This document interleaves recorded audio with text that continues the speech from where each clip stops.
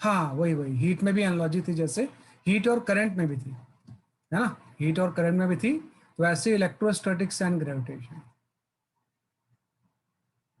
Gravitation, है ना। अगर आपको इलेक्ट्रोस्टैटिक्स आता है मतलब आपको ग्रेविटेशन आता है, और अगर आपको ग्रेविटेशन आता है मीन्स इलेक्ट्रोस्टैटिक्स आता है, दोनों चीजें आपस में क्या है, लिंक्ड है। तो एक बड़ा इंपॉर्टेंट ये एनालॉजी होती है ना। बस एक लाइन का कंसेप्ट है ना, अगर एक लाइन आप लिख लो तो पूरा एनालॉजी आपको समझ में आ जाएगा। तो हम बोलेंगे ग्रेविटेशन इज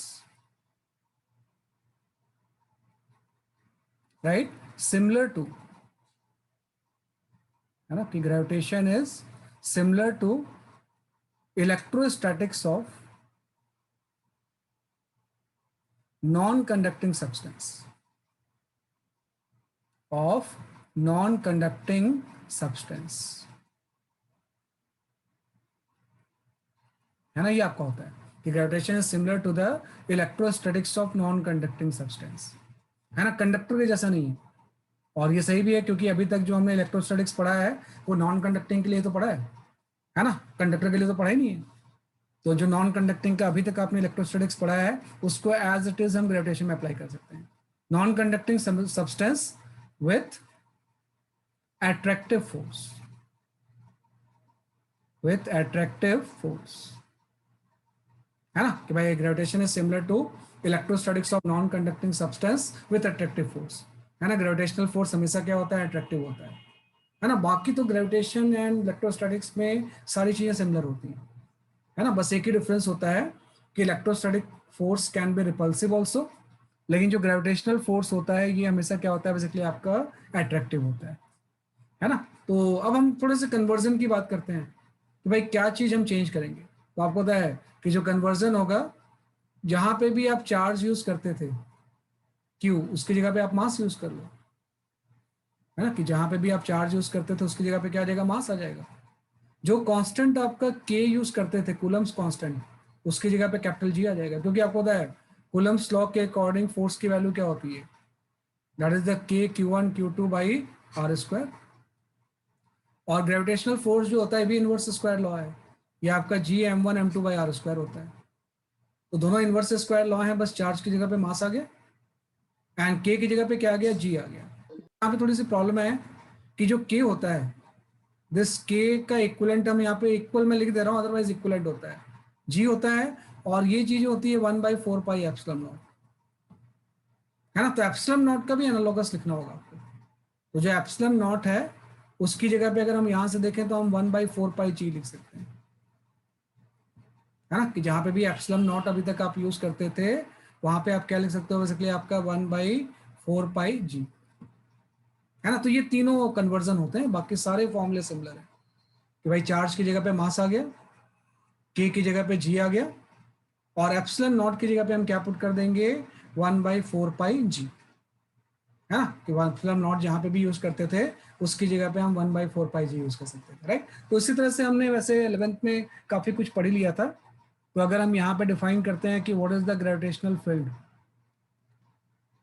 है ना, कि अगर मैं यहाँ पे ग्रेविटेशनल फील्ड की बात करूँ तो ग्रेविटेशनल फील्ड भी सेम हो जाएगा कि gravitational field is the gravitational force पर यूनिट मास, है ना, कि ग्रेविटेशनल फील्ड फोर्स पर यूनिट मास हो जाएगा। तो gravitational force field due two point mass, कि अगर मैं लिखूं कि भाई किसी भी पॉइंट मास की वजह से फील्ड कितना होगा, ड्यू टू पॉइंट मास, है ना, कि कोई भी अगर यहाँ पे पॉइंट मास रखा हुआ है तो इससे किसी सेपरेशन पे आर डिस्टेंस पे यहाँ पे कितनी फील्ड होगी।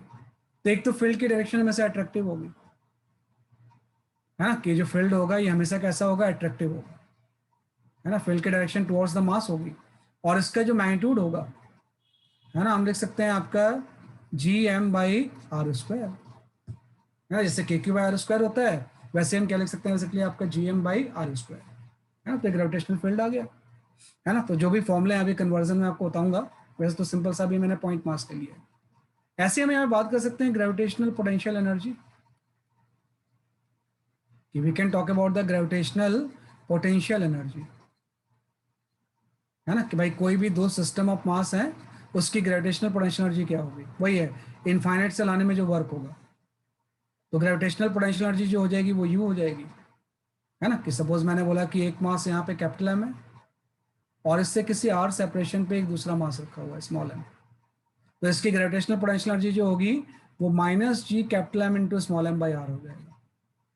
जो ग्रेविटेशनल पोटेंशियल एनर्जी होती है हमेशा नेगेटिव होती है ना, इनफाइनाइट के रिस्पेक्ट में ग्रेविटेशनल पोटेंशियल एनर्जी हमेशा क्या होगी, नेगेटिव होगी, क्योंकि अट्रैक्टिव फोर्स है, बाइंडिंग फोर्स है। तो ग्रेविटेशनल पोटेंशियल एनर्जी की वैल्यू क्या हो जाएगी, नेगेटिव हो जाएगी। तो जैसे ये पोटेंशियल एनर्जी आ गया, सेम वे हम यहाँ पे लिख सकते हैं ग्रेविटेशनल पोटेंशियल, ग्रेविटेशनल पोटेंशियल। तो जो ग्रेविटेशनल पोटेंशियल V होगा ये potential energy per unit mass हो जाएगा। तो ग्रेविटेशनल पोटेंशियल की value minus G M by are हो जाएगी, है ना, कि ग्रेविटेशनल पोटेंशियल किसी एक मास के लिए होगा। जैसे मैं बोलूँ कि ये कोई कैपिटल एम मास है तो आर डिस्टेंस पे फील्ड इतना है ना, आर डिस्टेंस पे अगर आपसे पोटेंशियल पूछे तो ये minus G M by are हो जाएगा, है ना। फील्ड से फोर्स आ जाएगा और पोटेंशियल से क्या आ जाएगा, जैसे आपका पोटेंशियल एनर्जी आ जाएगी, है ना, कि फील्ड से आपका फोर्स आ जाता है और पोटेंशियल से क्या आ जाएगा, जैसे आपकी पोटेंशियल एनर्जी आ जाएगी, है ना। मतलब हम ऐसा लिख सकते हैं कि ग्रेविटेशनल फोर्स की जो वैल्यू होगी ये मास इंटू फील्ड हो जाएगी, और जो ग्रेविटेशनल पोटेंशियल एनर्जी होगा ये मास इंटू पोटेंशियल हो जाएगा, है ना। ये क्या हो जाएगा, इसलिए आपका मास इंटू पोटेंशियल। तो सब चीजें एकदम सिमिलर है, बस ये चीज ध्यान रखना है कि पोटेंशियल एनर्जी या पोटेंशियल वो हमेशा नेगेटिव होता है। जब इलेक्ट्रोस्टैटिक्स पढ़ते थे तो पॉजिटिव नेगेटिव दोनों हो सकता था, है ना। तो ये जस्ट मैंने थोड़ी सी एनालॉजी दी और ये कन्वर्जन, है ना, कि हम क्या लिख सकते हैं, बेसिकली आपका कन्वर्जन लिख सकते हैं। तो लिख लो ऑप्शन।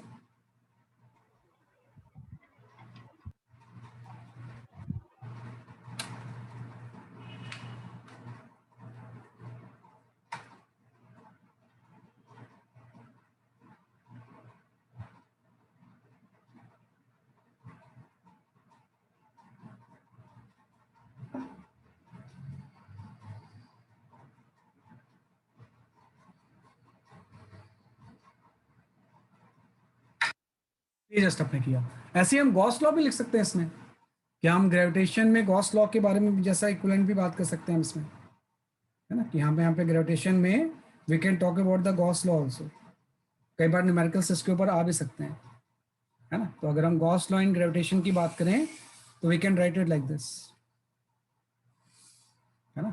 जैसे कूलम्स लॉ में तो इक्विवेलेंट आपने ले लिया है, if you talk about the Gauss law in gravitation, है ना, कि अगर हम बात करते हैं गॉस लॉ, है ना, इन ग्रेविटेशन, कि भाई ग्रेविटेशन में गॉस लॉ को हम किस तरह से अप्लाई करेंगे, तो वी कैन सिंपली राइट कि closed integration of E dot D L,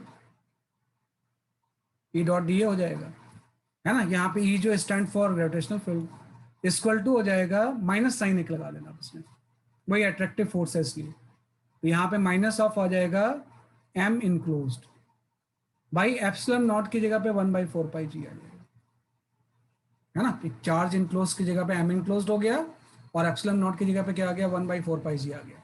just हम लिख सकते हैं इसको minus of 4 pi G into M enclosed हो जाएगा, है ना। This is known as a enclosed मास।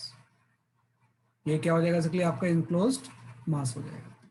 तो जब हम गॉस लॉ ग्रेविटेशन में अप्लाई करेंगे तो जस्ट हम ये चीज लिख देंगे कि closed integral of E dot D equal to हो जाएगा enclose mass by 1/4 pi G epsilon naught की जगह पे। तो ये आपका आ गया, है ना। तो गॉस लॉ भी कई न्यूमेरिकल्स में क्या होगा, ग्रेविटेशन में भी यूज होगा, है ना। तो उसको लिख लेना इस तरह से। सर इसमें ई ग्रेविटेशनल फील्ड होगी, किसमें, ई ग्रेविटेशनल फील्ड हो जाएगी, है ना। जो ई होगा वो इलेक्ट्रिक फील्ड के बजाय हम लिख देंगे ग्रेविटेशनल फील्ड, है ना, कि ये क्या हो जाएगा, ग्रेविटेशनल फील्ड हो जाएगा, है ना। ई जो होगा वो क्या हो जाएगा, इसलिए आपका ग्रेविटेशनल फील्ड, है ना। तो ये आपका आ गया गॉस लॉ इन ग्रेविटेशन। हम कन्वर्जन भी यूज कर सकते हैं, we can use the conversion same way, वैसे जैसे हमने इलेक्ट्रोस्टैटिक्स में यूज किया था, है ना, कि हम लिख सकते हैं कि जो फील्ड होगा ये आपका minus D V by D R हो जाएगा, है ना, कि नेगेटिव डेरिवेटिव ऑफ पोटेंशियल जो होता है वो फील्ड होता है। इसको बहुत अच्छे से अगर हम लिखना चाहें तो वेक्टर फॉर्म में हम इसको ऐसा लिख सकते हैं, minus delta V by delta X I cap plus delta V by delta Y J cap plus delta V by delta Z K cap. ये आपका जाएगा, ये आपकी ग्रेविटेशनल फील्ड होगी। तो फील्ड पोटेंशियल का नेगेटिव डेरिवेटिव क्या होता है, फील्ड होती है। वैसे ही उल्टा कर सकते हैं कि जो पोटेंशियल डिफरेंस होगा, है ना, ये आपका हो जाएगा minus of E dot D R, है ना, कि पोटेंशियल डिफरेंस जो होगा ये क्या हो जाएगा, minus of E dot D R. अगर यूनिफॉर्म फील्ड है, if you talk about the uniform field, तो यूनिफॉर्म फील्ड के केस में पोटेंशियल डिफरेंस की value simple minus E D हो जाएगी, उसमें इंटीग्रेट वगैरह करने की जरूरत नहीं है, क्योंकि ई को डिस्टेंस से मल्टीप्लाई कर देंगे तो क्या आ जाएगा, इसलिए आपका ग्रेविटेशनल फील्ड आ जाएगा, है ना। तो कहने का मतलब ये है कि सारी चीजें जो आपने इलेक्ट्रोस्टैटिक्स में यूज की थी उसको एज इट इज ग्रेविटेशन में यूज कर लेना।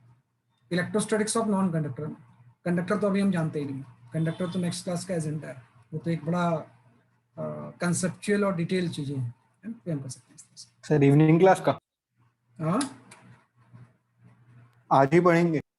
इवनिंग वाली क्लास में जो होगा कंडक्टर, है ना, वो एक बहुत ही अलग सी चीज़ है। कंडक्टर तो बहुत लोगों को समझ में नहीं आता है ना, इसलिए मैंने उसको एकदम अलग से पढ़ाऊंगा वैसे।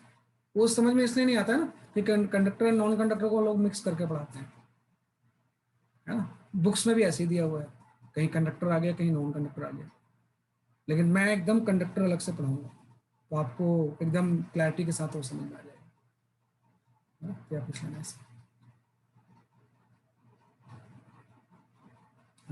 तो जो सारे फॉर्मूले आपने डिस्कस किए थे ग्रेविटेशन इलेक्ट्रिक फील्ड में, उस सारे को हम ग्रेविटेशनल फील्ड के लिए अप्लाई कर सकते हैं, है ना? जो भी सारे फॉर्मूले हमने डिस्कस किए थे उसको हम इसमें अप्लाई कर सकते हैं। जैसे कि अगर मैं यहाँ पे ले लूँ सिस्टम ऑफ मास पहले कॉलम में, दूसरे कॉलम में मैं ले लेता हूँ यहाँ पे that is your electric field, है ना, और तीसरे कॉलम में आ गया इलेक्ट्रिक पोटेंशियल,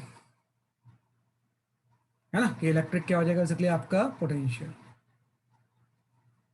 है ना, कि तीसरे कॉलम में क्या आ गया बेसिकली आपका इलेक्ट्रिक पोटेंशियल। तो एक कॉलम बना लेते हैं यहाँ पे, जो फॉर्मूला की लिस्ट थी तो आप समझ जाओगे। ओके मैं लास्ट स्लाइड शो कर देता हूँ आपको, वेट फॉर अ मोमेंट, आप बोल दिया करो, मुझे पता नहीं होता ना कि टाइमिंग्स क्या है ना, कन्वर्जन भी सिमिलर है।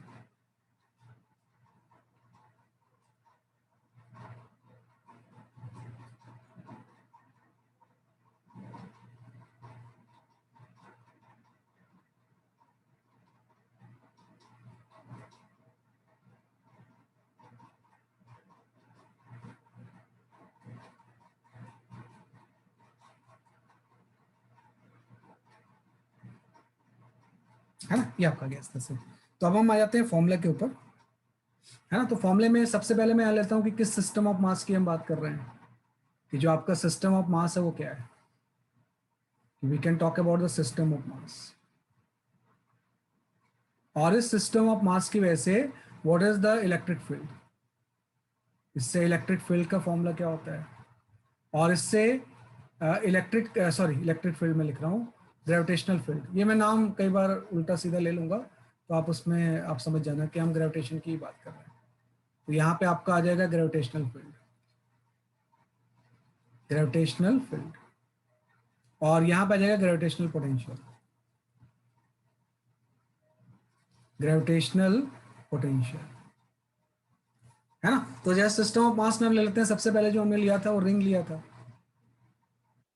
पहले जो चीज ली थी आपने एक रिंग ले ली थी, कोई रिंग है उसका मास है मैं, तो रिंग की वजह से ग्रेविटेशनल फील्ड का फॉर्मूला मैं ये लिख सकता हूँ कि रिंग की वजह से जो ग्रेविटेशनल फील्ड का फॉर्मूला होगा वो आपका हो जाएगा के क्यू आर होता है ना, के क्यू एक्स होता है, तो G M X by R square plus x square का 3/2 हो जाएगा ना, K Q X by R square plus x square का 3/2 होता है ना। तो इसमें फील्ड की वैल्यू ये हो जाएगी, और जो पोटेंशियल होगा, पोटेंशियल हमेशा नेगेटिव होगा, ये आपका आ जाएगा G M by under root of are square plus x square, है ना। सेम फॉर्मूले में मैंने मास और जी से रिप्लेस कर दिया, है ना, कि मास और जी से मैंने क्या कर दिया बेसिकली आपका रिप्लेस कर दिया है ना। पहला फॉर्मूला तो रिंग आ गया, दूसरा फॉर्मूला आपका आ गया डिस्क, है ना। तो डिस्क में फील्ड की जगह पे हम लिख सकते हैं यहाँ पे 2 pi sigma G into 1 minus X pi under root of are square plus x square, ये आपका आ गया। क्योंकि वही मैं कर रहा हूँ कि जो आपका सिग्मा बाई 2 एप्सिलॉन नॉट होता है, या सिग्मा उसमें चार्ज पर यूनिट एरिया होता है, इससे मास पर यूनिट एरिया हो जाएगा। जो सिग्मा बाई 2 एप्सिलॉन नॉट होता है, इसमें एप्सिलॉन नॉट की जगह पे 1/4 पाई जी पुट कर दिया, तो ये आपका हो जाएगा 2 पाई जी इंटू सिग्मा। तो जो सिग्मा बाई 2 एप्सिलॉन नॉट था उसके, ये फर्स्ट फॉर्मूले में आर प्लस क्या लिखा है नीचे ये वाला फील्ड वाले में आर स्क्वायर एक्स स्क्वायर का, सर आर प्लस बेटा ये है नीचे में लिखा हुआ है R square plus x square, okay है ना। तो यहाँ पे हो जाएगा 2 pi G sigma into 1 minus x by under root of are square plus x square, ये आपका आ गया। इसके पोटेंशियल का फॉर्मूला भी हम जानते हैं, ये नेगेटिव होगा 2 पाई जी सिग्मा, है ना, इंटू आपका हो जाएगा under root of are square plus x square minus x, है ना। तो जो भी आपका फॉर्मूला था वो इलेक्ट्रोस्टैटिक्स वाला ही है, जस्ट मैं टर्म चेंज कर रहा हूँ, है ना, कि जस्ट मैं यहाँ पे क्या चेंज कर रहा हूँ, इसलिए आपका टर्म चेंज कर रहा हूँ। तो रिंग आ गया, डिस्क आ गया, है ना। तीसरा फॉर्मूला हम यहाँ पे लिख सकते हैं for circular arc, circular arc, तो सर्कुलर आर्क की वजह से फील्ड का फॉर्मूला ये हो जाएगा 2g लैम्डा बाई आर, है ना, इंटू साइन अल्फा बाई 2, है ना। पोटेंशियल के लिए इसका फॉर्मूला हम नहीं लिखते हैं, जरूरत नहीं है आपको, है ना। सर्कुलर आर्क हम जानते हैं, यहाँ पे अगर मैं बनाऊं तो इस तरह की मैं बात कर रहा हूँ कि एक रॉड को ऐसे बेंड कर दो आप,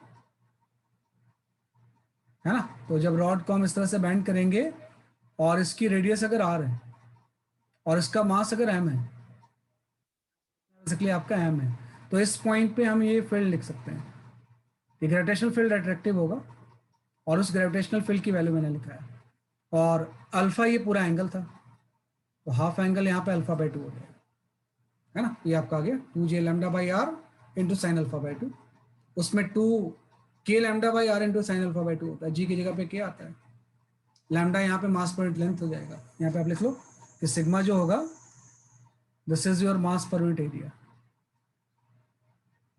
और जो लैम्डा होगा ये मास बाई लेंथ हो जाएगा, linear mass density and surface mass density.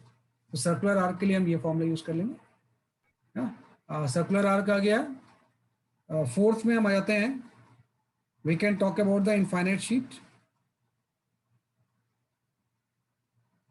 Infinite sheet, है ना, कि यहाँ पे हम बात करते हैं बेसिकली आपके इनफाइनाइट शीट की, we can talk about the infinite sheet. हाँ, सारे कंसेप्ट रिलेटेड होंगे, नहीं इससे कोई रिलेशन नहीं है 4 PM वाली क्लास का। 4 PM वाली क्लास तो कंडक्टर आ गया, मैं बोल ही तो रहा हूँ, ये तो है नॉन कंडक्टर से सिमिलर है और वो कंडक्टर है, तो दोनों में क्या सिमिलरिटी होगी, कुछ भी नहीं, है ना।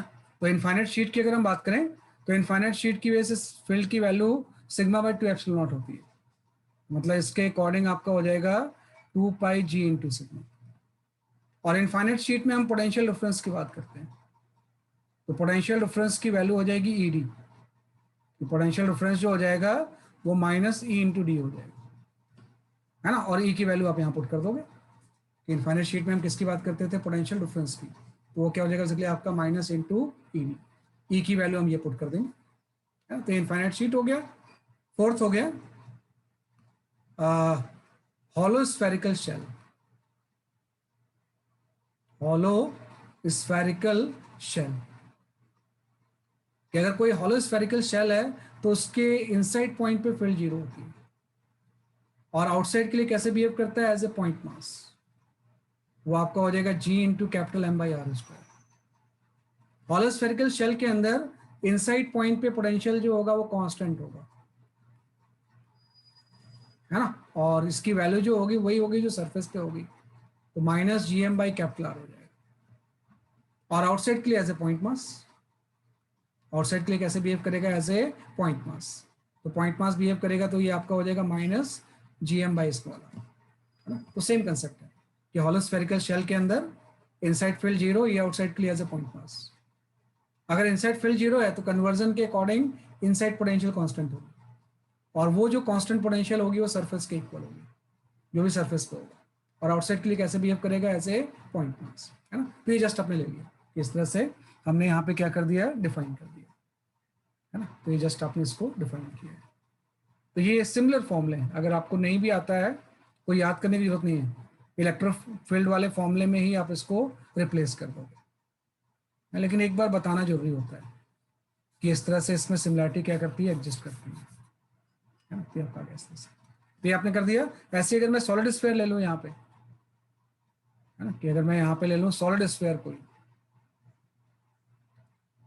है ना, कि मैं यहाँ पे ले लेता हूँ कोई यूनिफॉर्म सॉलिड स्फीयर है, यूनिफॉर्म सॉलिड स्फीयर। तो यूनिफॉर्म सॉलिड स्फीयर पे भी वही बात होगा, इनसाइड पॉइंट पे अगर मैं फील्ड निकालूं तो इनसाइड पॉइंट पे जो फील्ड होगा वो आपका हो जाएगा G capital M into small M R by capital R cube, है ना, कि भाई इनसाइड पॉइंट पे फील्ड जो होगा वो G capital M into small M by capital R cube हो जाएगा, है ना। लेकिन अगर हम इसको वेक्टर फॉर्म में लिखें तो जो डायरेक्शन होगी वो नेगेटिव हो जाएगी, कि अगर मैं वेक्टर फॉर्म में लिखूं, अगर यहाँ वेक्टर साइन लगा दूंगा और यहाँ वेक्टर लगाऊंगा तो आर के अपोजिट फील्ड होती है, क्योंकि इस केस में फील्ड कैसा होता है, अट्रैक्टिव होता है। या इसी फॉर्मूले को हम रो के फॉर्म में लिख सकते थे, है ना, रो आर बाई 3 एप्सिलॉन नॉट। भाई ये तो फॉर्मूला होता है, डेंसिटी के फॉर्म में रो आर बाई 3 एप्सिलॉन नॉट होता है, और एप्सिलॉन नॉट की जगह पे 1/4 पाई जी, है ना। तो यहाँ पे आपका ये आ जाता 4/3, है ना, रो पाई जी इंटू आर।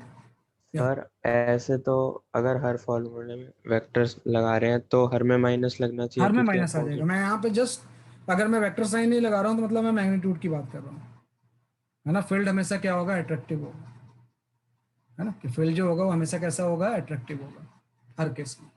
लेकिन मैंने नॉर्मली इसमें मैग्नीट्यूड की बात की है, डायरेक्शन तो अट्रैक्टिव आपको पता ही होता है, लेकिन यहाँ पे मैंने जानबूझ के शो किया है कि यूनिफॉर्म सॉलिड स्फीयर में आर वेक्टर के अपोजिट फील्ड होगा। इसी को मैं चाहूँ तो रो आर बाई 3 एप्सिलॉन नॉट वाला कंसेप्ट लगा सकता हूँ, है ना। तो एप्सिलॉन नॉट की जगह पे 1/4 पाई जी पुट कर देंगे, और ऑब्वियसली बात है अगर वेक्टर लिख रहे हैं तो माइनस साइन लगाना होगा, क्योंकि जो आर वेक्टर होता है वो तो अवे होगा ऐसे, लेकिन फील्ड जो होती है वो अट्रैक्टिव होती है, तो उसके कैसे हो जाएगी, अपोजिट होगी। तो ये तो इनसाइड हो गया, ये आउटसाइड के बारे में आपको सोचना ही नहीं है। ये आउटसाइड के लिए तो कैसे बिहेव करेगा, एज ए ये पॉइंट मास, है ना। ये आउटसाइड के लिए कैसे बिहेव करेगा, एज ए पॉइंट मास, है ना। यूनिफॉर्म सॉलिड स्फीयर हो गया। ऐसे ही वी इनसाइड का फॉर्मूला हम लिख सकते हैं, ई इनसाइड एंड वी इनसाइड। अच्छा इनसाइड तो लिख ही चुके हैं, तो वी इनसाइड का फॉर्मूला भी आपको अगर याद होगा तो ये फॉर्मूला हो जाएगा, मैंने ग्रेविटेशन में भी हालांकि बता दिया था, gm/2r into 3 minus small r square by capital R square, है ना। इनसाइड पॉइंट पे हम पोटेंशियल लिख रहे हैं, है ना, इनसाइड पॉइंट पे हम क्या निकल रहे हैं, पोटेंशियल निकल रहे हैं। आउटसाइड पॉइंट पे तो कुछ सोचना ही नहीं है आपको, कैसे बिहेव करेगा, एज ए पॉइंट मास, तो gm/r हो जाएगा, है ना। तो ये कुछ कन्वर्जन थे जो भी आपने फॉर्मूले पढ़े थे, ring, disc, circular arc, infinite sheet, hollow sphere, shell, uniform solid sphere, है ना। तो उसमें ग्रेविटेशनल फील्ड एंड पोटेंशियल की हमने बात की, है ना। तो ये चीज अगर आपको पता हो तो एक चुटकियों में ग्रेविटेशन के क्वेश्चन सॉल्व होते हैं, है ना। तो इसको ग्रेविटेशन के क्वेश्चन में एज इट इज हम क्या कर देंगे, अप्लाई कर देंगे। बाकी वो सब चीजें अलग है, कैप्लर्स लॉ और जो ग्रेविटी के कंसेप्ट है ना, कि हाइट के साथ वेरिएशन वैसे आता तो इसी से है, लेकिन वो एक अलग चीज है। अभी तो हम जस्ट वो चीज पढ़ रहे हैं जो इलेक्ट्रोस्टैटिक्स एंड ग्रेविटेशन में सिमिलर है।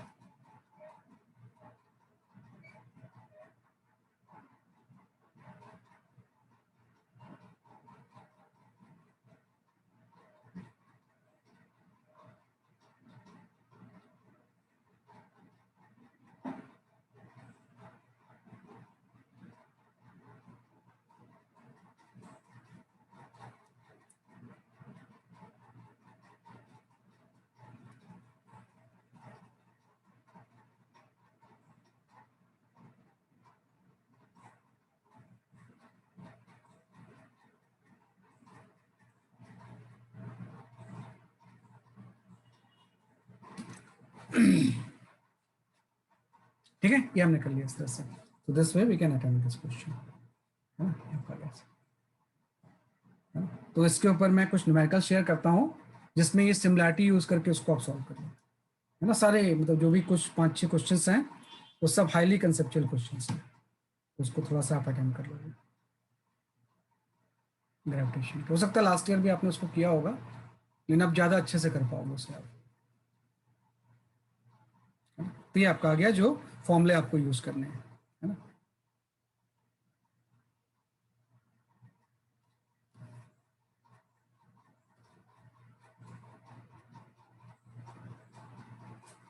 Okay, you can go for this question. ओ यार, बड़े सेंसिटिव होते हैं आजकल।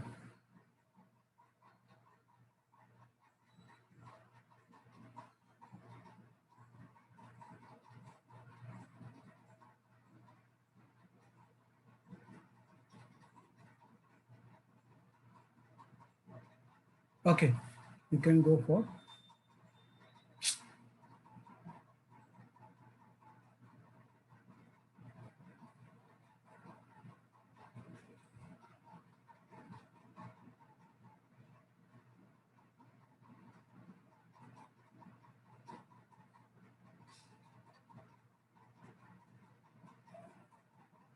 हाँ, आप इस क्वेश्चन को सॉल्व कर सकते हो।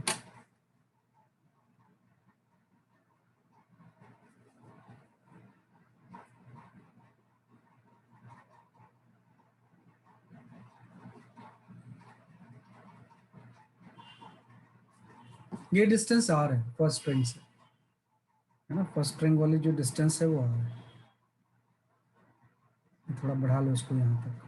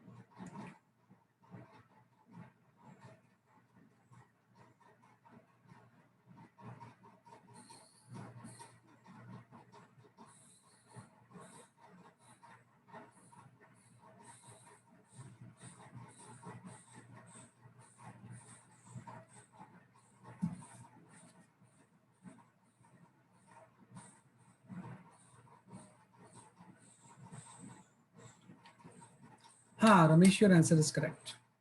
सुहाना, योर आंसर इज करेक्ट।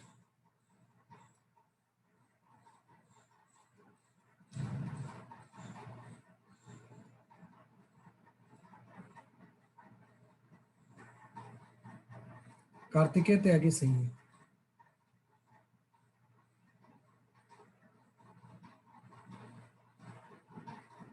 सीधे फॉर्मूला बेस्ड क्वेश्चन है, अगर आपको सिमिलैरिटी पता है तो इसलिए हम अटेम्प्ट कर सकते हैं इसे।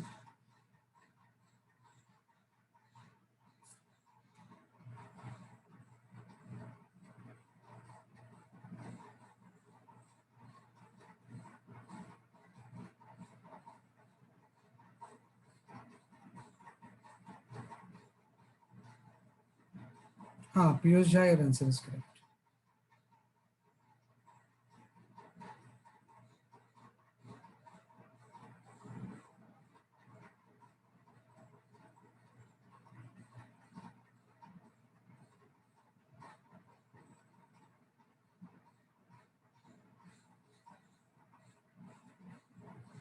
Okay, Manasvi, your answer is correct. है ना, सही है, आप लोग सबके आंसर सही है ना. तो जस्ट आई विल एक्सप्लेन, है ना, इसमें आप बाकी लोग भी कर ही लोगे, है ना, इसमें ऐसा कुछ नहीं है. देखो, पोटेंशियल का फॉर्मूला अभी आपने पढ़ा होता है कि भाई पोटेंशियल की वैल्यू जो होती है वो आपकी होती है -gm by under root of are square plus x square. है ना, ये डिस्टेंस हम ले लेते हैं इसमें, ये वाली, है ना. तो एक्स की वैल्यू एक केस में आर है, दूसरे केस में ये वाली 2r हो जाएगी. और चूंकि पोटेंशियल तो स्केलर क्वांटिटी है तो सिंपल ऐड हो जाएगा. तो जो टोटल पोटेंशियल इस फॉर्मूले से मैं निकालूंगा, तो पहले रिंग का मास आपका m है, मैं लिख दूंगा पोटेंशियल की वैल्यू हो जाएगी -gm बाई, ये r है, इसका रेडियस भी r है, तो x की जगह पे r पुट कर देंगे तो ये आपका √2r हो जाएगा, है ना. और सेकेंड्स का निकाल लेंगे, plus again minus g into 2m, तो दूसरे का मास इसने 2m दिया हुआ है. और इसकी वाली जो डिस्टेंस होगी r square plus x square, ये आपकी √5r हो जाएगी, है ना. Can root of are square plus x square इस केस में कितना हो जाएगा, √5r आ जाएगा. और दोनों की वजह से इंडिविजुअल पोटेंशियल क्या हो जाएगी, ऐड हो जाएगी, है ना. एकाग्र Jain, your answer is correct. ये ऑप्शन इज करेक्ट, है ना. तो एक रिंग की वजह से पोटेंशियल इतना आ गया. Excuse me sir. आप बताओ. Sir mass distribution non uniform दे रखा है. उससे फर्क नहीं पड़ता, पोटेंशियल में फर्क नहीं पड़ता है, फील्ड में फर्क पड़ेगा ना, है ना. पोटेंशियल में तो सेम ही रहेगा, यूनिफॉर्म और नॉन यूनिफॉर्म, है ना. जैसे मैंने बोला ये चीज आपको चार्ज में ध्यान देना आप इसमें, जैसे मैंने बोला ये कोई रिंग है और इसमें यहाँ पे ज्यादा चार्ज है, यहाँ पे कम चार्ज है, कहीं चार्ज है कहीं चार्ज है, लेकिन टोटल चार्ज क्यों है, तो सबकी इससे डिस्टेंस तो सेम ही रहेगी ना, कहीं भी चार्ज ले लें. तो जब फील्ड निकालोगे वो डिफरेंट हो जाएगा, लेकिन पोटेंशियल तो अभी भी KQ बाई ये ठीक है डिस्टेंस हो सर. जाएगा, है ना. ये डिस्टेंस आप हाइपोटेनस वाला ले लोगे आप, भले ये नॉन इनफॉर्म है, तो इसमें भी नॉन इनफॉर्म से पोटेंशियल में फर्क नहीं पड़ता है, क्योंकि वो तो स्केलर ऐड होगा ना, डायरेक्शन तो होगी, फील्ड में फर्क पड़ जाता है. तो इससे ये ऑप्शन आ जाएगा. तो जानबूझ के इसने नॉन इनफॉर्म दिया हुआ था. तो पोटेंशियल के फॉर्मूला सेम ही रहता है, यूनिफॉर्म हो चाहे नॉन इनफॉर्म हो, है ना, क्योंकि वो स्केलर क्वांटिटी है, उससे फर्क नहीं पड़ता है ना. जेन्युइन क्वेश्चन है आपका ये, सही है ना. तो ये option will be the correct answer, है. तो जस्ट आपने ये वाला फॉर्मूला यूज कर लिया पोटेंशियल का.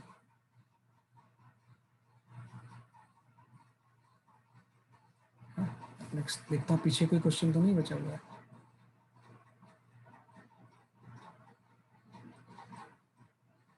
ये करने की ऐसी जरूरत नहीं है अभी, आप ऐसा तो बहुत करोगे अभी आप. हाँ, ये कर सकते हैं इसमें.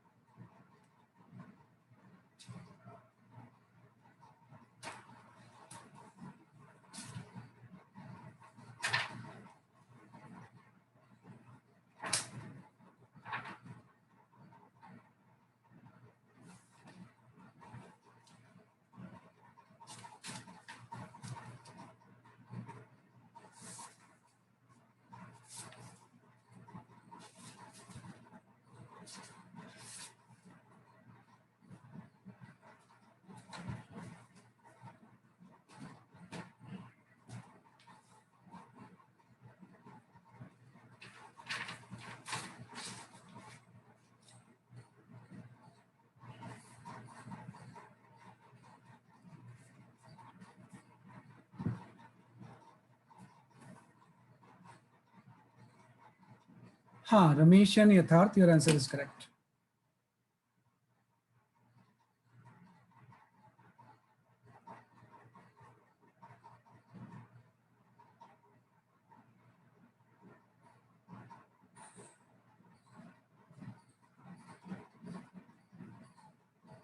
कार्तिकेय त्यागी सही है आपका आंसर.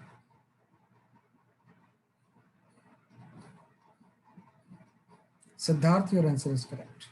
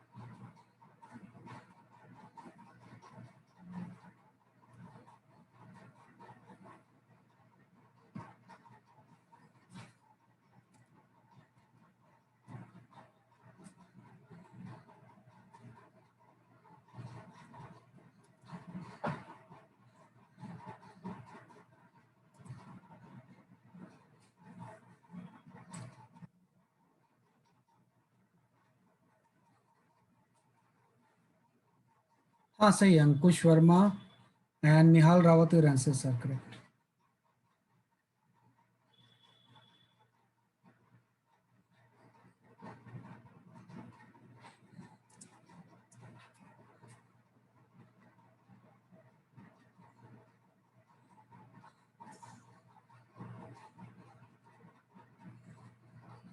है ना? सही सही कर रहे हो, कुछ नहीं है ना.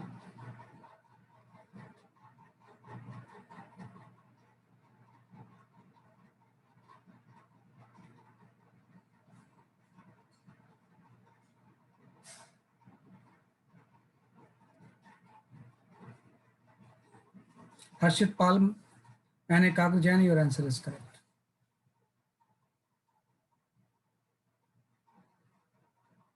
है ना? ये हम कर सकते हैं इस तरह से. ठीक है, तो ये जस्ट आपका आ गया है ना. तो D option is the correct option, है ना. इसमें D for Delhi is the correct option. ये सही बता रहा हूँ इसमें, है ना. तो जैसे आप पी पॉइंट पे आपको निकालना है, तो ध्यान रखना पी पॉइंट क्या है. This P point is external to A का एक्सटर्नल है, and this P point is, है ना, इंटरनल टू बी. इससे फर्क पड़ता है, इंटरनल टू बी. तो जब मैं इस पी पॉइंट पे पोटेंशियल निकालूंगा ड्यू टू ए, तो ए के लिए तो एक्सटर्नल है, मतलब कैसे बिहेव करेगा एज ए पॉइंट मास, तो वो तो आपका हो जाएगा माइनस सिंपल सा जी एम बाई, ये स्मॉल आर की वैल्यू 1.5 आर दिया हुआ है, स्मॉल आर लिख लो दिया है ना. As a point mass behave करेगा तो minus G M by are हो जाएगा. लेकिन बी का इंटरनल है, मतलब बी के सरफेस पे जो पोटेंशियल होगा, ए का मास आपका अलग दिया हुआ है. ए का मास जो है वो 4m है, तो यहाँ पे 4 से मल्टीप्लाई भी कर दो आप, है ना. जब बी की वजह से निकालेंगे जिसका कि मास m है और रेडियस 2r है, तो इसके लिए ये पॉइंट इंटरनल है, मतलब जो सरफेस का पोटेंशियल होगा अंदर के सारे पॉइंट में ऐड हो जाएगा. तो माइनस जी एम, और सरफेस का पोटेंशियल जो होगा वो आपका 2r हो जाएगा, है ना, कि सरफेस का जो पोटेंशियल होगा 2 × 2r हो जाएगा, क्योंकि रेडियस इसकी है, उससे आप सॉल्व कर लो, है ना, you will get your answer, है ना। तो इससे आ रहा है आंसर या नहीं आ रहा है? इससे तो कुछ अलग आ रहा है यार। अच्छा हाँ, ये स्मॉल आर की वैल्यू 1.5 r भी तो पुट करेंगे। तो कंसेप्ट आप समझना कि P जो है वो ए से एक्सटर्नल है, तो पॉइंट मास का फॉर्मूला आपने लगा दिया। P point internal to B है, तो B के सरफेस पे जो पोटेंशियल होगा वही अंदर के सारे पॉइंट में ऐड हो जाएगा, कहीं भी हम निकालें तो सरफेस का पोटेंशियल अंदर के सारे पॉइंट में ऐड हो जाता है जब भी कोई चीज़ हॉलो होती है, तो है ना। तो ये 1.5 सर ये 2 × 2r क्यों हुआ? बेटा, ये जो वैसे फॉर्मूला तो होता है -gm/r, लेकिन रेडियस यहाँ पे इस 20 शेल की ले रहे हैं ना, तो उसकी जगह पे 2r रेडियस लेना पड़ेगा ना आपको। सर आपने 2 × 2r क्यों किया है? अच्छा यहाँ पे 2 नहीं होगा, सॉरी सॉरी, सिर्फ 2r होगा।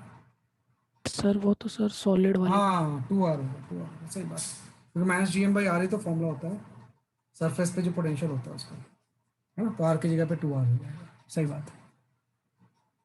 तो इस तरह से हम सॉल्व कर लेंगे, है ना, तो ये आपका इस तरह से आ जाएगा आंसर। तो this way we can attempt, तो इससे आपका डी ऑप्शन आ जाएगा, है ना, ये कर सकते हैं।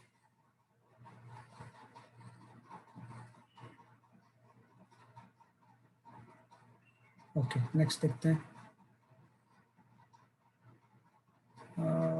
ये हाँ ये भी कर लो आप, इसे भी कर लो।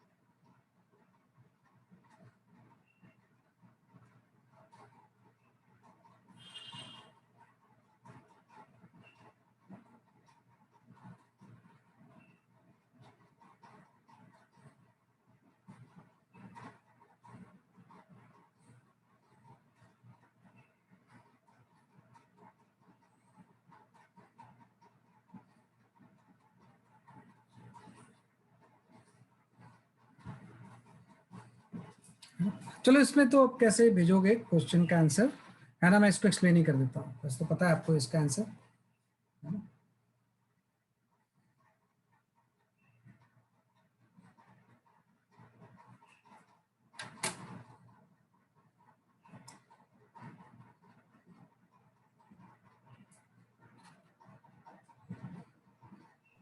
सर चैट डिसेबल्ड दिखा रहा है। क्या चीज आ रहा है?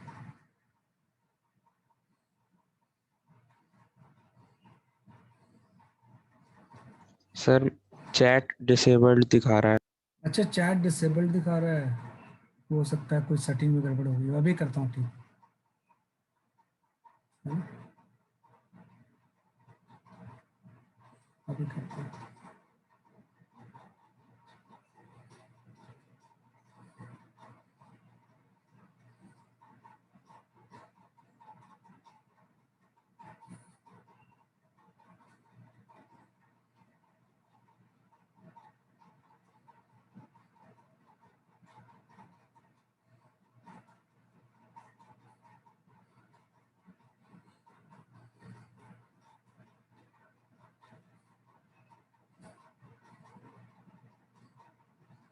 अब आ रहा है बेटा?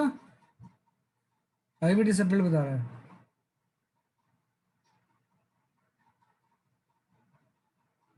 यस सर अब आ आ रहा है सर। अच्छा ठीक है।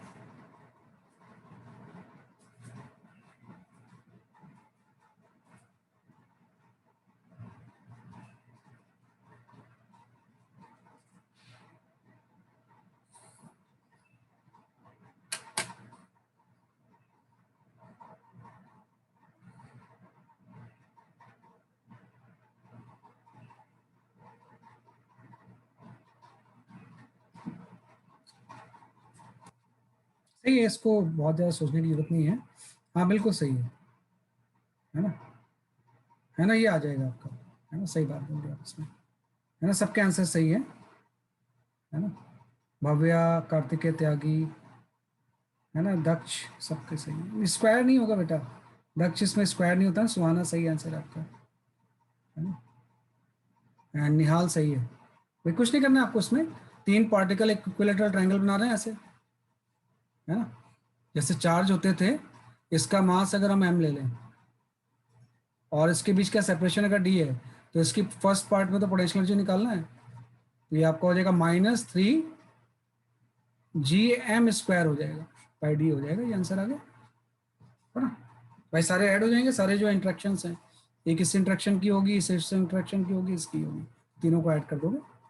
और बी पार्ट में इसने बोला है इसको अगर ट्रायंगल का हम साइड बढ़ाएं तो वर्क कितना होगा, तो जो एक्सटर्नल वर्क डन होता है ना, हमेशा इक्वल होता है डेल्टा यू के, डेल्टा और डेल्टा यू आपका हो जाएगा U2 माइनस U1, तो U1 तो ये हो गया, और जब आप U2 लिखोगे तो साइड लेंथ 2D ले लोगे, तो -3 gm² बाई क्या हो जाएगा, 2D हो जाएगा, दोनों को डिफरेंस निकालेंगे तो डेल्टा यू आ जाएगा, ये एक्सटर्नल वर्क डन आ जाएगा, है ना, ये चीज़ क्या हो जाएगा, इसलिए आपके एक्सटर्नल वर्क डन आ जाएगी, है ना, कि एक्सटर्नल वर्क डन की वैल्यू जो होगी वो आपकी आ जाएगी।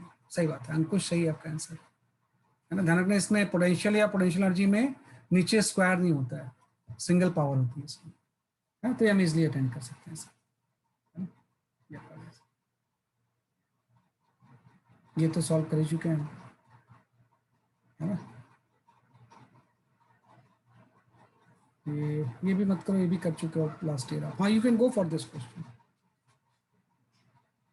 ये अच्छा क्वेश्चन है।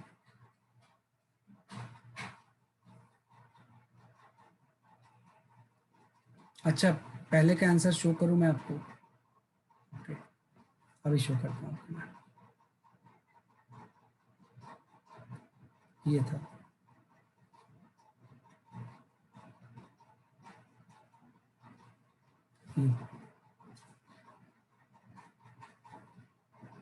आंसर मैंने सेकंड पार्ट में नहीं निकाला, आप U2 माइनस U1 से निकाल लेना, U2 माइनस U1 से हम क्या कर लेंगे, उसको कैलकुलेट कर लेंगे,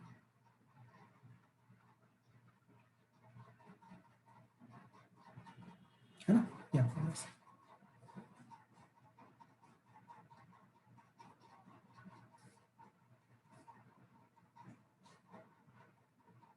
you can go for this question.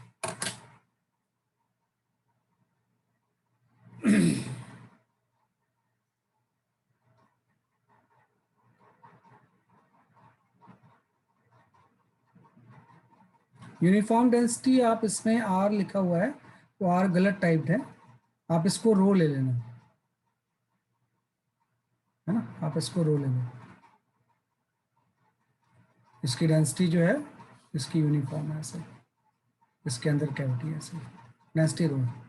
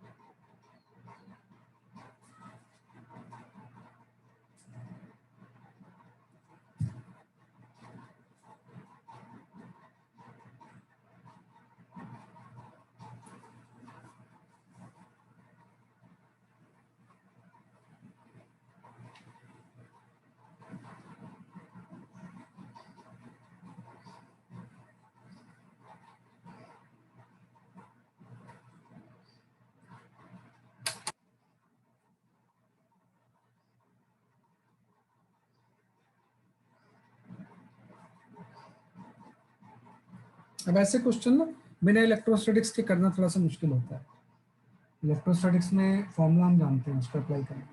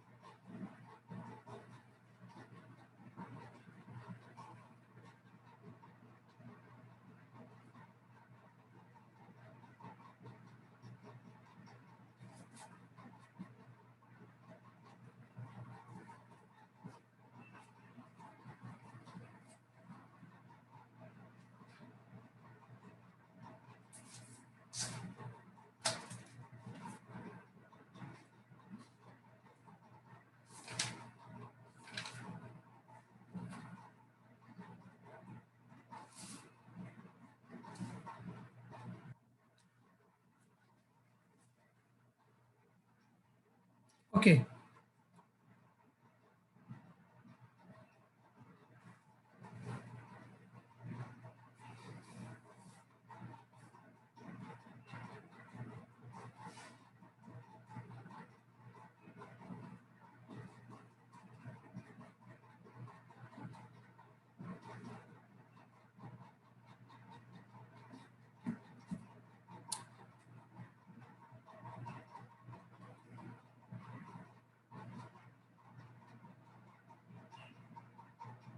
Okay मैं बताता हूँ इसका आंसर जो है, पहले वो लिख लो आप, है ना। किसी का अगर आ गया होगा तो मैच कर लेना, थोड़ा सा इसमें कंसेप्ट है वो जानना होगा आपको।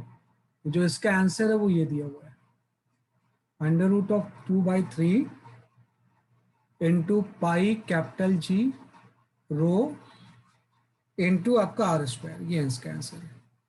ये इसकी स्पीड हो जाएगी जब वो ए को स्ट्राइक करेगा, है ना। देखो क्या होता है इसमें फॉर्मूला, आप ध्यान रखोगे कि what is the gravitational field inside the cavity. Gravitational field inside the cavity, है ना। कैविटी के अंदर ग्रेविटेशनल फील्ड जो होती है वो यूनिफॉर्म होती है, इज यूनिफॉर्म। या अपने नॉन कंडक्टिंग के अंदर, सॉलिड के अंदर कैविटी का फॉर्मूला पड़ा हुआ है, यूनिफॉर्म एंड इक्वल टू, है ना, यूनिफॉर्म होगी। और उसकी जो वैल्यू होती है वो फॉर्मूला आपने पढ़ा हुआ था, ये आपका होता है ρd/3ε0, है ना। इलेक्ट्रिक फील्ड का फॉर्मूला ये होता था ρd/3ε0। तो जब मैं इसको ग्रेविटेशनल फील्ड में कन्वर्ट करूंगा तो मैं जस्ट इसको यही तो लिख दूंगा, रो तो रहने दो, वैसे ही रहने दो, है ना। तो यहाँ पे ग्रेविटेशनल फील्ड की वैल्यू अगर वेक्टर फॉर्म में मैं लिखूं तो ये आपका हो जाएगा ρ × d वेक्टर बाई 3ε0 की जगह पे 1/4πg, है ना। तो यहाँ और एक माइनस साइन भी बाहर, क्योंकि डी के अपोजिट फील्ड हो जाएगी इसमें, है ना। तो यहाँ पे आपका आ जाएगा -4/3, है ना, ρ/g इंटू डी वेक्टर आ गया, है ना। ये फॉर्मूला आपने पढ़ा हुआ है। और डी वेक्टर का मतलब हो जाएगा ए और बी को मिलाने वाली जो लाइन है, this is your D vector, है ना। तो यहाँ से फील्ड की वैल्यू एक तो यूनिफॉर्म होगी इसके अंदर, और माइनस साइन का मतलब है कि अट्रैक्टिव होगी, मतलब फील्ड जो होगा वो अट्रैक्टिव होगी इस तरह से, आपकी अपोजिट होगी डी वेक्टर के, है ना, जैसे कि नेगेटिव चार्ज है ये। तो ये फॉर्मूला अगर आपको पता है तभी हम इसको सॉल्व कर पाएंगे ना, है ना। इस माइनस का मतलब सिंपल सा है कि जो फील्ड होगी वो डी वेक्टर के पैरेलल और अपोजिट होगी और यूनिफॉर्म होगी। तो जैसे फील्ड आ गया, तो अगर अब मैं बी पे कोई स्मॉल एम मास रख दूं, कि बी पे अगर मैं कोई स्मॉल एम मास रख देता हूं तो इसके ऊपर फोर्स आ जाएगा। फोर्स की वैल्यू हो जाएगी मास इंटू फील्ड, और फोर्स आ गया तो एक्सलेशन आ जाएगा। एक्सलेशन इक्वल टू हो जाएगा फोर्स बाय मास। तो मास वाला टर्म तो कैंसिल ही हो जाएगा, मतलब एक्सलेशन जो होगा वो फील्ड के इक्वल ही हो जाएगा, है ना। तो जो एक्सलेशन होगा उसकी डायरेक्शन भी लेफ्टवर्ड होगी, और उसका मैग्नीट्यूड जो होगा वो इतना हो जाएगा, 4/3 πg ρ इंटू डी आ जाएगा। मैंने मैग्नीट्यूड ले लिया, डायरेक्शन तो हम पहले डिसाइड कर चुके हैं। तो बी के ऊपर एक लेफ्ट डायरेक्शन में एक्सलेशन लगेगा यूनिफॉर्म, इतने अमाउंट का। और ध्यान रखना मैंने कैसे किया है, मेन फॉर्मूला ये होता है, इससे इसमें कन्वर्ट कर दिया, फिर डायरेक्शन डिसाइड किया, फोर्स इक्वल टू एम ही होता है, acceleration equal to force by mass होता है, तो एम वाला टर्म कैंसिल, फील्ड ही आ गया, और एक्सलेशन का फिर मैग्नीट्यूड ले लिया क्योंकि डायरेक्शन तो सेंटर की तरफ ही होगा। उसके बाद equation of kinetics v square equal to u square plus 2s, क्योंकि यूनिफॉर्म है ना, तो इक्वेशन ऑफ काइनेटिक्स वैलिड होगा। तो v तो मुझे निकालना है, रेस्ट से आपने छोड़ा था 2as, a की वैल्यू है 4/3 पाई जी रो इंटू डी, और डी भी इनफेक्ट दिया हुआ है, डी का मैग्नीट्यूड r/2 ही तो है, इंटू एस भी r/2 है, तो डिस्प्लेसमेंट जो इसका हो रहा है बी से ए के बीच में वो भी आपका r/2 है। तो बस सॉल्व कर लो इससे आप, है ना, तो मेरे ख्याल से वही आंसर आ रहा है जो मैंने लिखा हुआ है वहाँ पे, है ना, तो ये आपका आंसर आ जाएगा। तो ध्यान रखना किस तरह से मैंने इस सर इसमें एक्सीलरेशन में साइन क्यों हटा, क्या चीज एक्सीलरेशन लिख रहे थे तो साइन क्यों हटा दिया नेगेटिव? साइन हटा दिया क्योंकि एक्सेशन की डायरेक्शन मुझे पता ही है कि सेंटर की तरफ है ना, तो साइन लिखने की जरूरत नहीं। वैसे आप साइन लिख लो, अगर मैं वेक्टर लिखता तो माइनस साइन के साथ डी लिखता, तो वेक्टर का मतलब सिंपल सा है कि डी अगर इस तरफ है तो जो एक्सेशन होगा वो उसके अपोजिट होगा, तो इसलिए वो माइनस साइन लगाते हैं। लेकिन मैंने अगर बी से ए की तरफ जा रहा है तो मुझे पता है कि लेफ्ट वर्ड ही है, फिर तो सिंपल ऐसे ही लगाना है ना, यहाँ पे ऐसे। सर इस क्वेश्चन को हम कंजर्वेशन ऑफ मैकेनिकल एनर्जी से कर सकते थे। लेकिन आपको मैकेनिकल एनर्जी पता नहीं होता ना क्या होगा, कि वहाँ पे क्या मैकेनिकल एनर्जी। सर एक्सप्रेशन लंबा बन रहा है, माइनस करके प्लस करके वो हाँ, वो और ज्यादा मैकेनिकल सर एनर्जी वो का वाला मतलब एक्सप्रेशन थोड़ा कॉम्प्लिकेटेड हो रहा है, मैं वैसे ही वो ट्राई पता भी नहीं है ना कि इसके इस बी पॉइंट पे क्या पोटेंशियल वगैरह होगा, सर वो पोटेंशियल हम ऐसे नहीं निकाल सकते, बड़े वाले स्फीयर से जो पोटेंशियल होगा छोटे वाला माइनस माइनस छोटे कर वाले देंगे, से। लेकिन उसमें बहुत कॉम्प्लिकेशंस हैं। यस सर, हाँ यस सर। टाइम काफी लगेगा। कॉम्प्लिकेशंस ये है कि बड़े वाले के लिए भी ये इंटरनल पॉइंट है और छोटे वाले के लिए भी इंटरनल, सेंटर पे। तो पोटेंशियल का जो फॉर्मूला होगा वो ये वाला यूज करेंगे, ये वाला। Yes sir. इससे भी निकाल सकते थे, इससे भी कर सकते थे, पोटेंशियल से भी कर सकते, लेकिन फील्ड का मुझे पता ही होता है, फॉर्मूला ये होता है ना, तो छोटा सा फॉर्मूला है ना, तो इस तरह से हम कर सकते हैं। तो ध्यान रखना ये इसके बिना फिर करना इसको बड़ा मुश्किल हो जाएगा, है ना, क्योंकि हम ये इलेक्ट्रिक फील्ड में जानते हैं तो इसलिए सीधे आपने अप्लाई कर दिया इसे, है ना, तो हम कर सकते हैं इस तरह से। तो ये काफ़ी इंपॉर्टेंट क्वेश्चन होता है ना, तो हम कर सकते हैं इसे। तो ये आपका इसका आंसर आ गया इस तरह से, है ना। सारे नॉन कंडक्टिंग के फॉर्मूले हम यूज कर रहे हैं, you can go for this formula.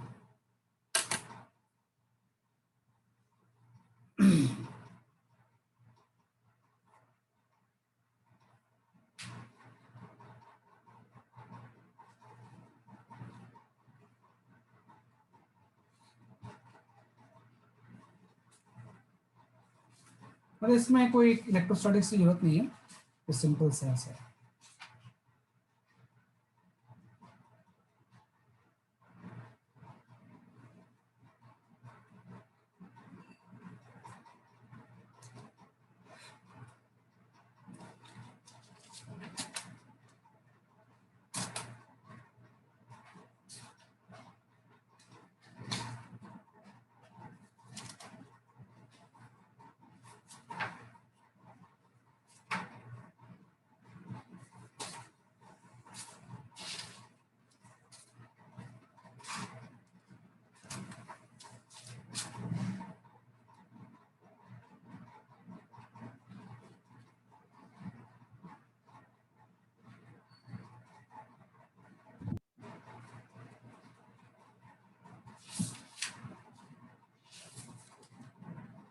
Multiple correct type question है, इज आर पूछ रहा है ना, मल्टीपल करेक्ट टाइप क्वेश्चन।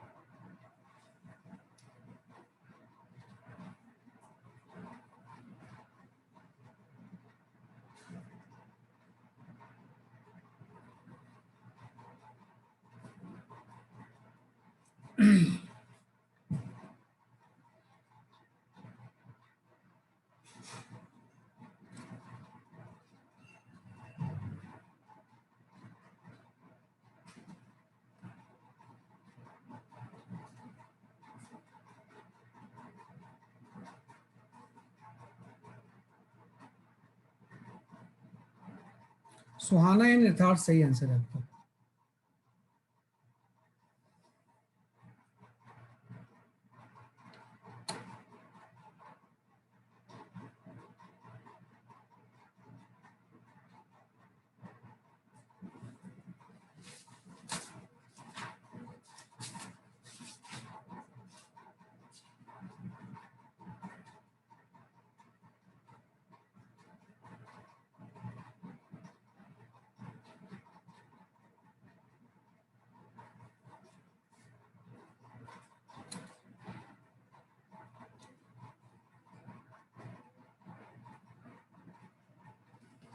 हाँ सही है, कार्तिकेय, पीयूष झा, मनस्वी सही है ना, सही है, सही बोल रहे हो, ऑप्शन बी इज करेक्ट, है ना, किसमें ऑप्शन बी जो है वो सही है ना, ऑप्शन बी इस तरह सही है। फिर मैं बाद में डी के बारे में बात करता हूँ, डी क्यों सही नहीं है, कई बार तो डी भी लगता है सही रहेगा, है ना। तो एक्चुअली में जब भी हम बात करेंगे तो इसने ऐसा बोला हुआ है कि दो बॉडीज हैं, ये एम फिक्स है और ये भी एम फिक्स है, और इसके मिड पॉइंट से हम स्मॉल एम को प्रोजेक्ट करते हैं। तो कितनी वेलोसिटी प्रोजेक्ट करेंगे ताकि ये अर्थ के ग्रेविटेशनल फील्ड को एस्केप कर जाए, है ना, कि मिनिमम इनिशियल वेलोसिटी क्या होगी। तो जस्ट आपको एस्केप करवाना है, इसको इनफाइनाइट पे पहुंचाना है, और इनफाइनाइट पे पहुंच के इसका यू भी जीरो हो जाएगा, के भी जीरो हो जाएगा, मिनिमम का मतलब के भी वहां पे जीरो होना चाहिए। और आपको पता है इसमें पूरे में के एंड यू का सम क्या रहेगा, बेसिकली आपका कांस्टेंट रहेगा, है ना, कि के एंड यू का सम जो रहेगा वो क्या रहेगा, बेसिकली आपका कांस्टेंट रहेगा। तो आपको पता है जब ये सेंटर पे होगा तो इसकी काइनेटिक एनर्जी तो हाफ एम वी स्क्वायर हो जाएगी, और पोटेंशियल एनर्जी इन दोनों की वजह से आएगी, ये आपको हो जाएगा -2g capital M into small M by L आ जाएगा, एक इन दोनों के बीच में, एक इन दोनों के बीच में, दोनों ऐड हो गए। और जब ये इनफाइनाइट पहुंच जाएगा, एस्केप कर जाएगा, तो वहां पे काइनेटिक एंड पोटेंशियल दोनों जीरो हो जाएंगे, तो यहाँ से v की मिनिमम वैल्यू आ जाएगी। तो v की मिनिमम वैल्यू जो होगी वो आपका 2√g m बाई एल हो जाएगा। तो b तो सही आ गया। कई बार d भी सही लगता है कि एनर्जी ऑफ m कांस्टेंट रहेगा, तो actually energy of mass m का मतलब जो हो जाएगा ना, ओनली काइनेटिक एनर्जी होगी, इससे पोटेंशियल एनर्जी नहीं होगी, क्योंकि पोटेंशियल एनर्जी तो सिस्टम की होती है, जो इसकी पोटेंशियल एनर्जी है ना, पोटेंशियल एनर्जी ऑफ सिस्टम की हम बात करते हैं।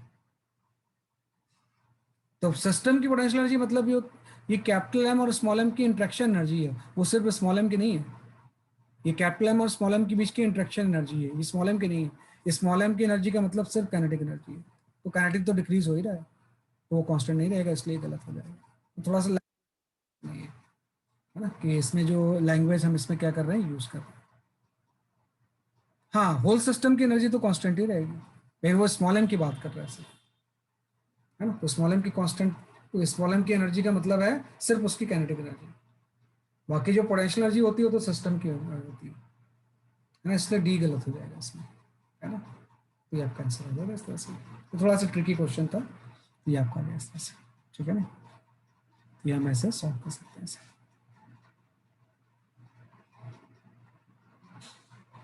ये आपका आ गया। हम बोल जरूर देते हैं कि स्मॉल एम की वो एनर्जी है, लेकिन एक्चुअली वो स्मॉल एम की नहीं होती है, बल्कि वो पूरे सिस्टम की एनर्जी होती है ना, कि पूरे क्या होती है, बेसिकली आपके सिस्टम की वो एनर्जी होती है ना।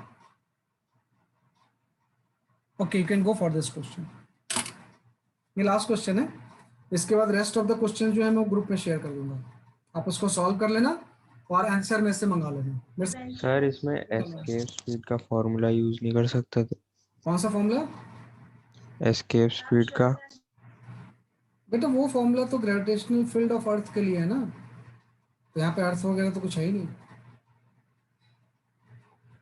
वो तो अर्थ की इसकी वेलोसिटी होती है स्फेरिकल बॉडी की, यहाँ तो दो पॉइंट मास के बीच में एक मास रखा हुआ है, ये तो अलग सिचुएशन होगी ना।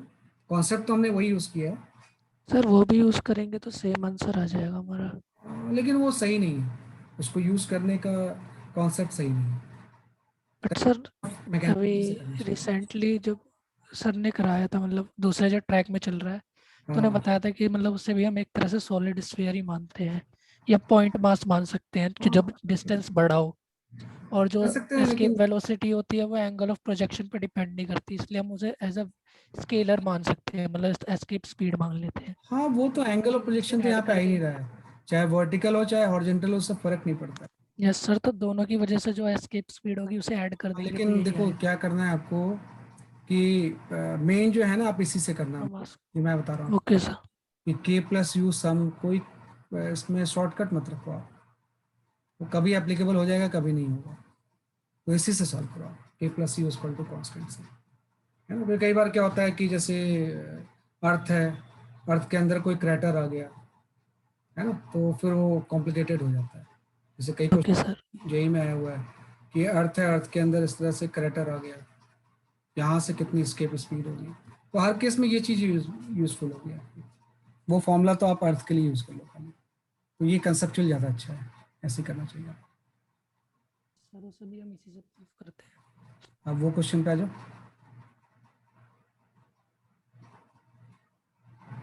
ये आप कर सकते हो।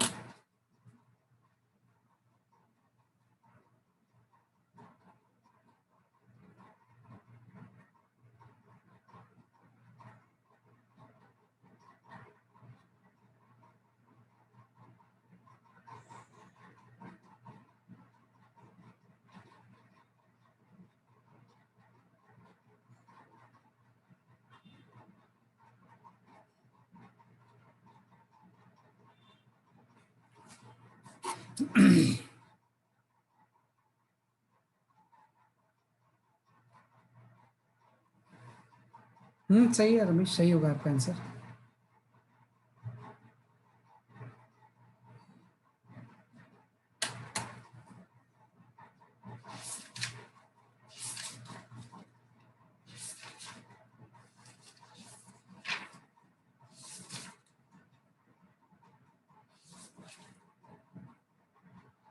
हाँ रमेश, थोड़ा सा मॉडिफाई करो आपके आंसर को, मैच नहीं कर रहा है ये, कहीं हो सकता है मिस्टेक किया होगा आपने। हाँ सुहाना, योर आंसर इज करेक्ट।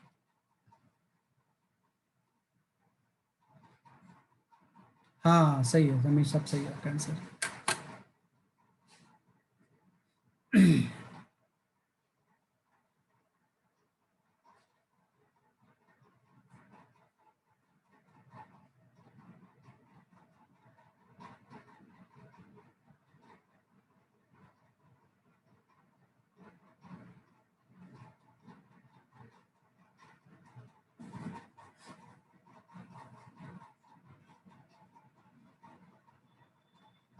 हाँ कार्तिकेय सही है, सही, यथार्थ सही है, सही आंसर बता रहे हो आप इसमें, है ना, कि भाई इस तरह से आपका,